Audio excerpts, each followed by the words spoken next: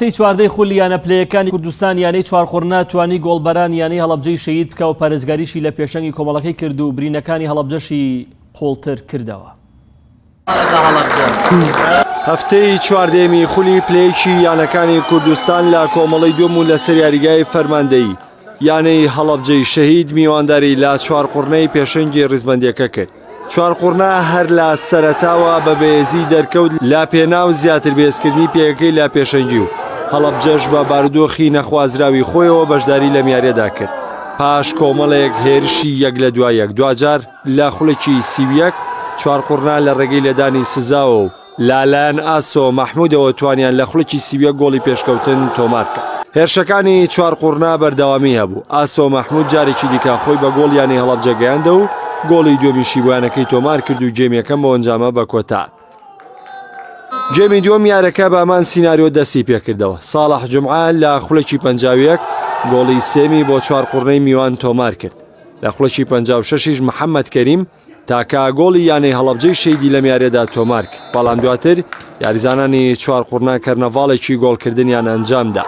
لە خوڵێکی 65 عەلی عەدنان گۆڵی چوارەمی تۆمار کرد و ساڵح جومعەش لە خوڵێکی 75 دووەم گۆڵی خۆی و پێنجەمی چوارقوڕنەی تۆمار کرد.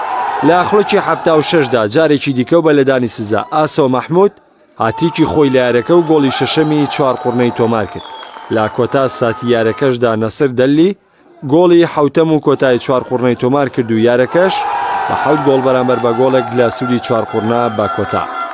دیارە ئێمە هەر لە سەرەتاوە زۆر باش خۆمان ئامادەکرد. سوپاس بەخوای گەورە ئەوەی کامانجمان بوو تەنها سەرکەوتن بوو بۆ نایە هەوڵیشمان بۆی داوە لە ئێستاشدا ئامانجەکەمان لە دەستدایە بەڕاستی پشتیوان بەخوای گەوری شەڵەنیان لە دەستمان دەرچێت چونکە لە سەدارەی گروپن و ئەو یاریشکە بۆی هاتبووین ویسمان هەم سێخاڵەکەەوە ئەنجامێکی گەورەش بێ ئەوی کەمە بیستمان بوو زیاتر تومەمان زیاتر بەڵام سوپاس بەخوای گەورە ئامانجێکی زۆر باشمان لێ بەدەستێنە لەو یاریە سێخاڵ یاریەکە بوو کە بۆ سەدارەی گروپ ماینەوە.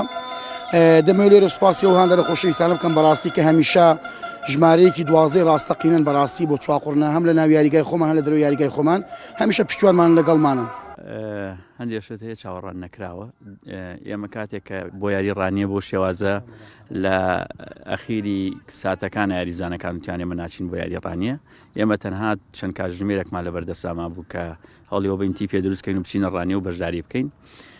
ڕاستە ئەمڕۆ گۆڕانکاریمان کردو لە پێکاتەکە بەڵام و گۆڕانکاریە ئەوە بزان کە ئێمە ڕوبەڕووی یانی چوارقوڕنە بووینەتەوە کە یانی چوارقوڕنە ئامانجی سەرکەوتنە بۆ نایاب بە تیپێکی بەهێزتر و تۆکمەترەوە هاتوۆتە ناو یاریگا. ئێمەش بە تیپێکەوە کە بەڕاستی فەریای نە ئامادەکاری کەوتوین نەفەریای چەند ڕاهێنانێک کەوتوین هاتوینە تەناو یاریگاکان. ئامانج لەمانەوەی ئێمە مانەوەمانە لە پلەیەکی کوردستانە ئەگەر تۆ بکشیتەوە دیارێک ینی هەستەکەم بەشێکە لە نائەخلاقی وەرشی کە نێتە ناو یاریگا و ڕوبەڕووی فیرقەکان بیتەوە. زۆر طبیعی ئەگەر دە گۆڵیشت لێ بکرێ بەڵام سەربەرزانە بیتە ناو ساحە یاری خۆت. بەم سەرکەوتنەشی چوارقوڕنا بە 29 خاڵەوە پێشەنگی ڕزبەندیەکەی قایمتر کرد و هەڵەبجەی شەیدیش بە کۆکردنەوەی 11 خاڵ لە پلەی هەشتەمدا ماوەتەوە.